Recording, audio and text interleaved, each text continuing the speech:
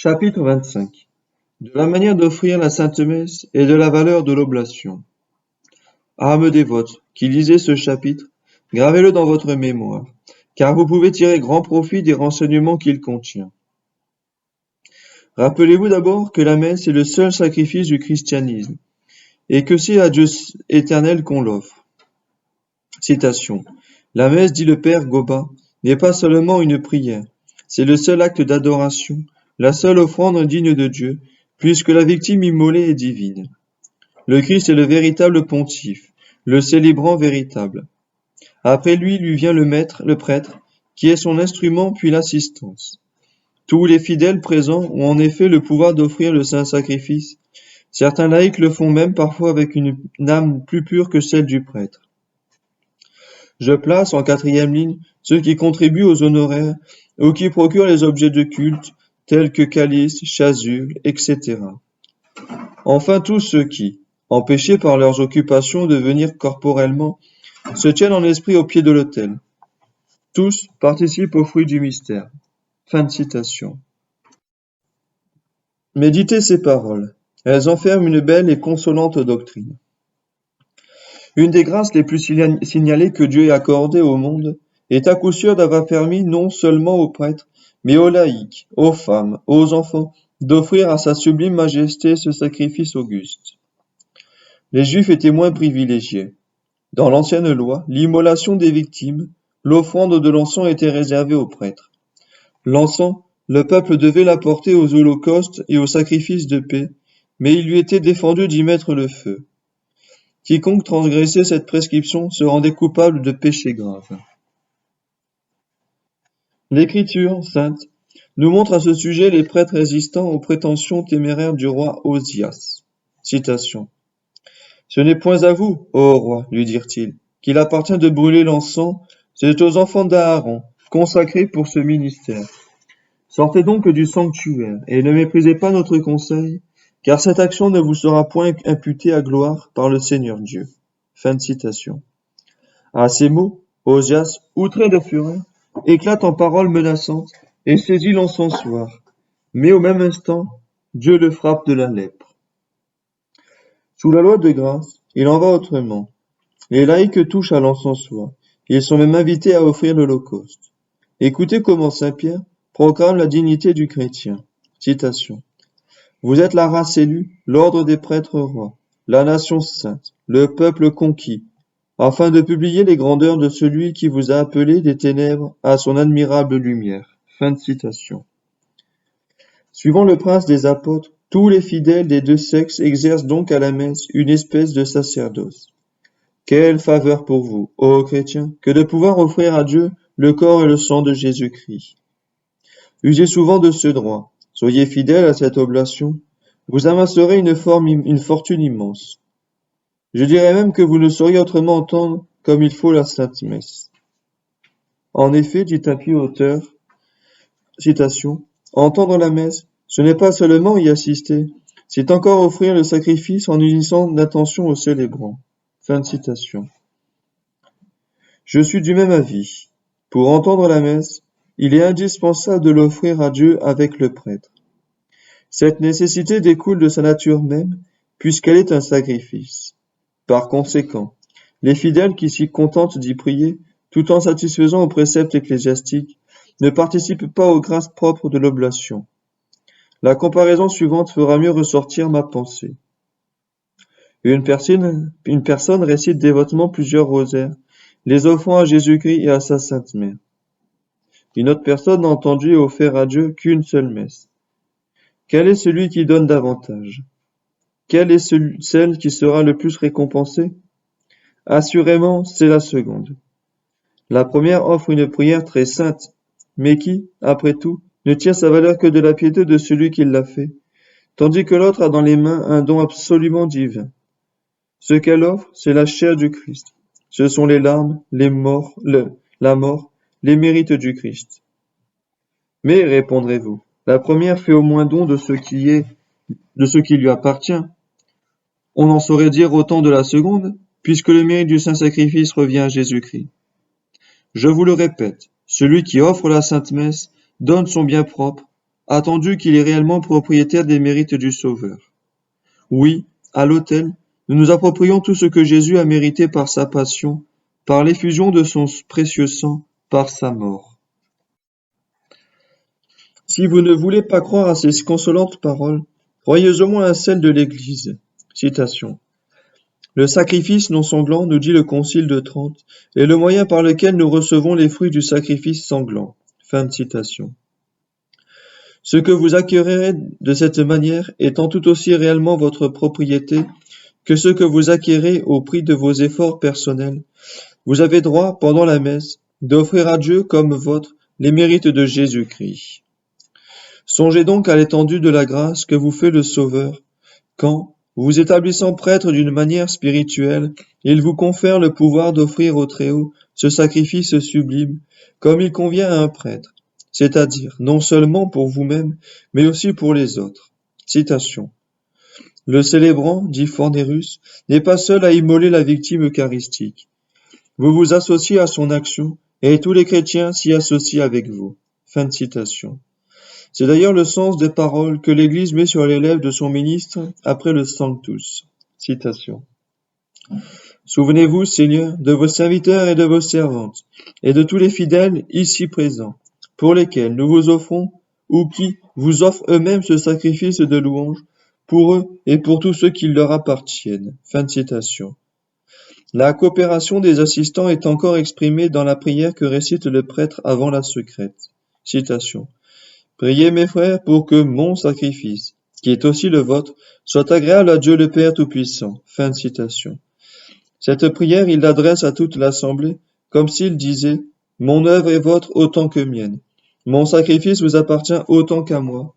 Par conséquent, vous devez m'aider à l'offrir. » Après l'élévation du calice, il dit, citation, « Ô Seigneur, nous, vos serviteurs et votre peuple saint, nous offrons à votre sublime majesté une hostie pure, une hostie sainte, une hostie sans tache. » Fin de citation. Le prêtre exprime ainsi la part qu'ont les fidèles dans l'oblation de la messe. En ne vous unissant à lui ni de la voix ni du cœur, vous tromperiez son attente, vous vous apporteriez à vous-même un grand préjudice. Citation. Soyez donc attentifs, conclut Fornérus, de ne pas perdre un si grand bien. N'oubliez point d'exercer votre mystique sacerdoce pour vous et pour les vôtres. Fin de citation. Sublime prérogative à laquelle renoncent les personnes qui manquent à la messe, celles qui l'entendent sans attention, ou qui s'acquittent, pendant ce temps-là, de leurs prières ordinaires. Donc l'offrande que je viens de décrire est incomparablement la meilleure de toutes les pratiques, et plus on la renouvelle, plus on réjouit Dieu, plus on expie ses fautes. Plus grande aussi est la récompense qu'on se prépare dans le ciel. Dire à Dieu, je vous offre, signifie ici, je vous paye, je paye la rançon de mes péchés, je paye l'acquisition des biens célestes, je paye la délivrance des âmes du purgatoire. On peut, il est vrai, dire en tout temps avec avantage, en dehors de la messe, Seigneur, je vous offre votre cher Fils, je vous offre sa passion, sa mort, je vous offre ses vertus, ses mérites. Mais cette oblation ne se fait qu'en esprit, tandis que celle dont je parle est réelle, car Jésus étant sur l'autel, ses mérites, ses vertus y sont avec lui. C'est là qu'il renouvelle sa passion et sa mort, c'est de là qu'il nous communique ses trésors, qu'il se donne lui-même à nous, afin que nous l'offrions à son Père céleste. Or, si l'offrande faite par de simples paroles, en dehors de la messe, est déjà si efficace que Jésus-Christ a pu dire à sainte Gertrude. Citation. Quelque coupable que soit un homme, il lui suffira, pour espérer son pardon, d'offrir à mon Père mes souffrances imméritées. Fin de citation. Ne serait-elle plus efficace encore quand elle aura pour objet les mérites du Sauveur, devenus véritablement notre propriété? Jésus tint une fois, à sainte Meltide, pendant le saint sacrifice, le langage suivant. Citation. Je te donne mon divin corps, ma passion amère, afin que tu puisses, à ton tour, me les présenter comme ton bien. Offre-les-moi, je te les rendrai, puis tu me les offriras encore, et chaque fois, ton mérite se multipliera, car ce que l'homme fait sur la terre lui sera compté au centuple dans l'éternité. Fin de citation. Ce n'est pas seulement à sainte Meltide c'est à nous tous que notre Seigneur abandonne ses mérites. Prenons donc aussi pour nous le conseil que nous venons d'entendre et mettons-le en pratique. Un mot maintenant sur la valeur de l'oblation. De toutes les prières de la messe, aucune n'est plus consolante que celle du prêtre, lorsque, après l'élévation du calice, il dit en offrant au Père céleste l'agneau divin chargé des péchés du monde, citation, Seigneur, nous, vos serviteurs et votre peuple saint, offrons à votre sublime majesté une hostie pure, une hostie sainte, une hostie sans tache, etc. Fin de citation. Le peuple saint, ce sont les assistants. Ils sont sanctifiés par la messe, suivant la parole de Jésus, citation. Je me sanctifie pour eux, afin qu'ils soient sanctifiés dans la vérité. Fin de citation. Ils sont sanctifiés comme parle saint Paul. Citation. Par l'aspersion du sang divin. Fin de citation. Car elle est précieuse, cette hostie, qui n'est autre que la chair très pure, l'âme très sainte, le sang immaculé de Jésus-Christ. Je l'ai déjà dit plusieurs fois. Elle a plus de prix que l'or et les pierres précieuses. Si quelqu'un, possédant en propre la terre entière, voire même le ciel et tous ses habitants, en faisait hommage au Très-Haut, son présent resterait infiniment au-dessous de celui-ci. Qu'offrez-vous à Dieu, en effet? Un don incomparable, le seul qui soit parfaitement digne de sa majesté sublime. Je ne saurais en donner une idée plus haute, car il n'y a rien de supérieur à la divinité. Que de conséquences découlent de ce principe? Vous tendez à un pauvre un morceau de pain, votre acte a une valeur considérable. S'il est inspiré par la charité, mais qu'un prince distribue tous ses trésors, ne mérite-t-il pas plus que vous? Que dirons-nous donc du prêtre et du peuple qui offre au Tout-Puissant son Fils avec une humanité sainte? Expliquons-nous mieux à l'aide d'une comparaison. Les citoyens d'un grand État font faire une coupe artistique de l'or le plus pur et l'envoient au prince comme témoignage de leur amour par une ambassade choisie. Le donataire recevra cet objet avec joie, mais si on a déposé dans la coupe un joyeux de la valeur d'un royaume, les sentiments du prince seront encore plus vifs. À la messe, nous offrons à Dieu l'humanité du Christ, c'est-à-dire la créature la plus noble, la plus parfaite qui soit sortie de ses mains et qui en puisse sortir. Voilà la coupe précieuse.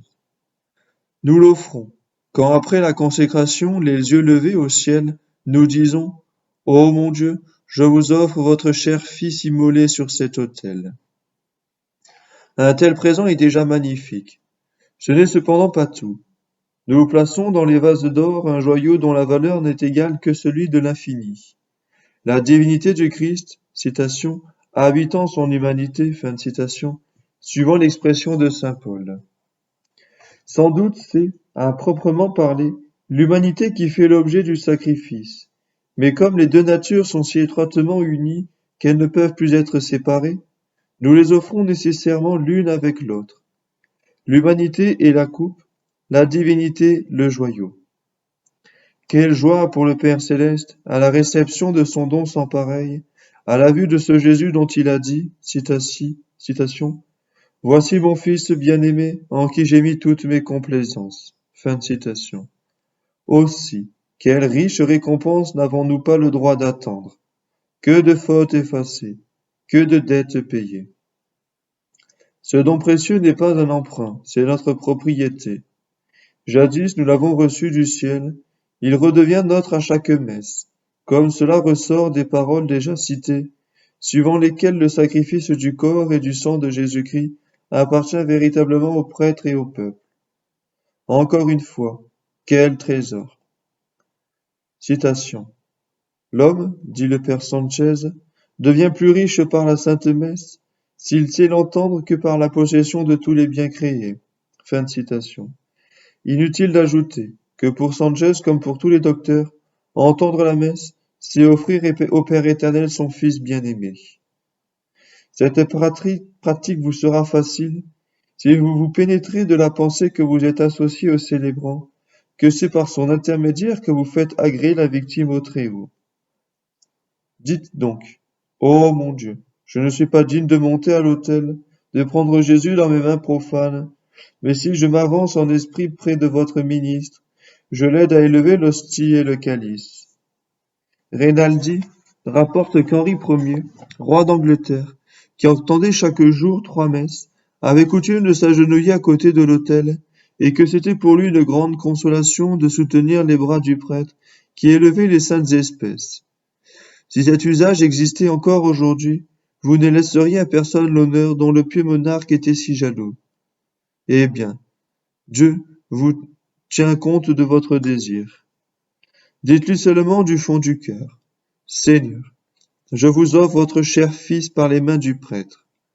Le Père éternel comprendra le sens de vos paroles et se contentera de votre intention.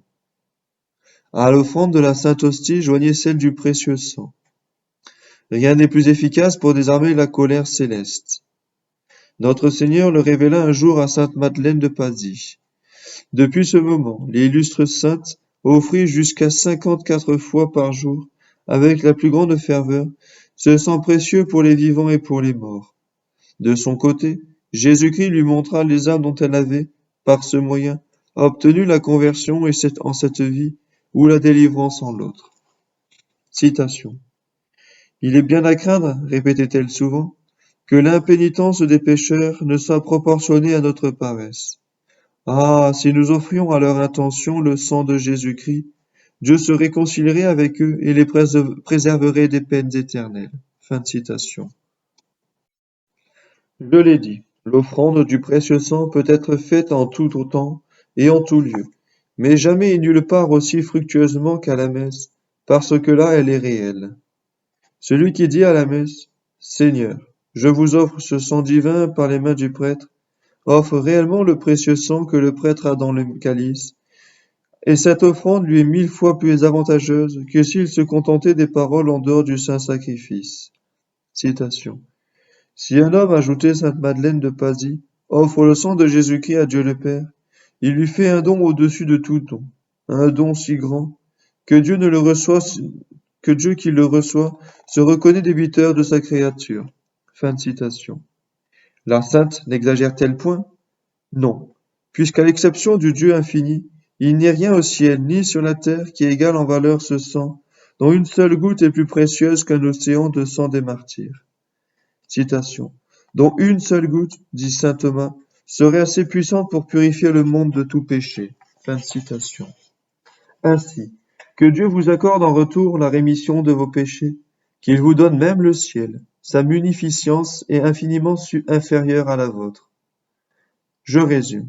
Faites au pied de l'autel ce que vous auriez fait au pied de la croix.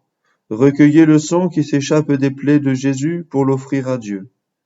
Dieu seul serait à même de nous révéler par quel trésor de grâce et de pardon il répondra à votre oblation.